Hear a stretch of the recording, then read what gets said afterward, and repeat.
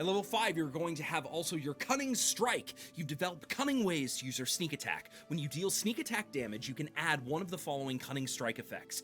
Each effect has a die cost, which is the number of sneak attack damage dice you must forego to add the effect. You remove the die before rolling, and the effect occurs immediately after the attack's damage is dealt. For example, if you add the poison effect, remove 1d6 from sneak attack damage before rolling.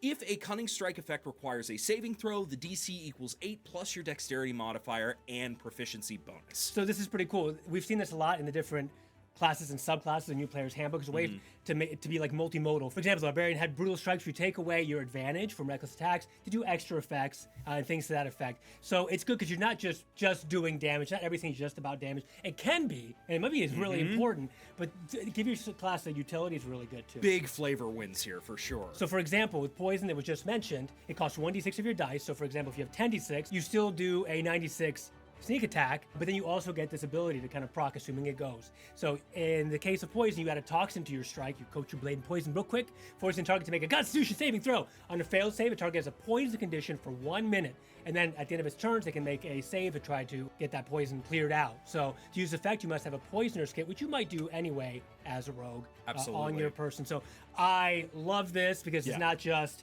and 1d6 isn't too big of a risk to take. No, not to at get all. poisoned, that's a huge condition, especially on a boss. Attacking for disadvantage every single turn on the boss is huge. I love this. I would use this pretty much every single time. And honestly, yeah. The rogue isn't always like your #1 damage dealer, so if you nick a little bit of damage here and there for awesome utility, I think that's going to go a long way for the rogue. Absolutely, because it's going to add so much to what your party can do in those encounters. Yep. You also have Trip, which is a 1d6. If the target is larger or smaller, it must succeed on a dex save or have the prone condition. That's pretty cool for Rogue to be able to do, and the cost isn't too much. Now, there's tons of ways now to get prone on your enemies. Yeah. From your fighters, the topple, shield bashing, tons of other stuff built in. But yeah, it's a way for your Rogue to do it with like dexterity and maybe with a sneak attack built in. So it's cool. It's awesome. It is. You also have Withdraw, which is immediately after attack, you move up to half your speed without provoking opportunity attacks.